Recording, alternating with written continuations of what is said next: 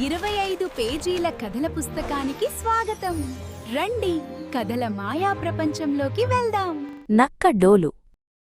ఒక దట్టమైన అడవిలో రకరకాల జంతువులు సంతోషంగా నివసించేవి. అక్కడ జింకలు, కుందేళ్లు స్నేహంగా ఆడుకునేవి. ఆ అడవిలో జంబు అనే ఒక నక్క ఉండేది. దానికి ఎప్పుడూ ఆకలిగా, ఆత్రంగా ఉండేది.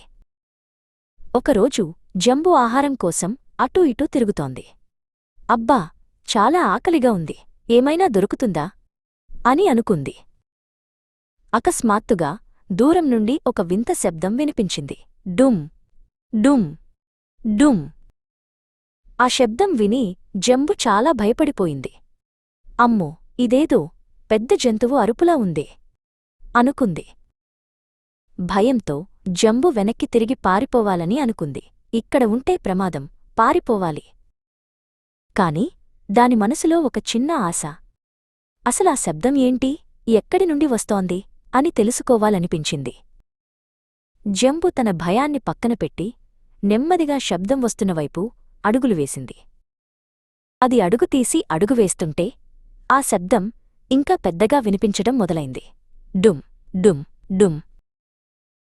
చివరికి అది ఒక చెట్టు కింద పెద్ద డోలును చూసింది. గాలికి చెట్టుకొమ్మలు కదిలి డోలుకు తగులుతున్నాయి. కొమ్మ తగిలినప్పుడల్లా డోలు నుండి డుమ్ డుమ్ అని శబ్దం వస్తోంది. అది చూసి జంబు ఊపిరి పీల్చుకుంది. అమ్మయ్యా, ఇది జంతువు కాదు, కేవలం ఒక డోలు అని తనలో తాను నవ్వుకుంది. నవ్వు ఆగిపోగానే దానికి ఒక కొత్త ఆలోచన వచ్చింది.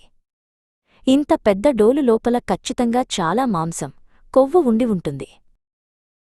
ఆకలితో ఉన్న జంబు నోట్లో నీళ్లూరాయి. ఈరోజు నాకు పెద్ద విందు దొరికింది అని సంతోషంగా డోలు దగ్గరకు పరుగెత్తింది.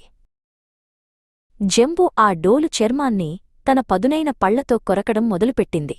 కాని అది చాలా గట్టిగా ఉంది. అది తన గోళ్లతో రక్కింది, పళ్లతో లాగింది. చాలాసేపు కష్టపడింది.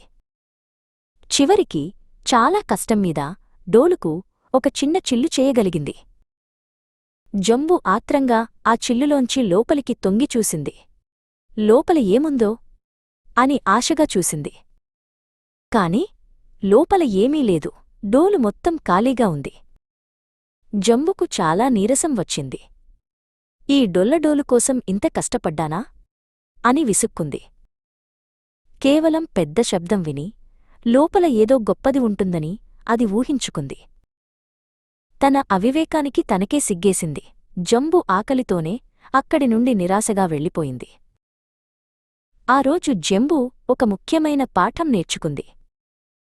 పైకి కనిపించేది లేదా వినిపించేది ఎప్పుడూ నిజం కాదని దానికి అర్థమైంది.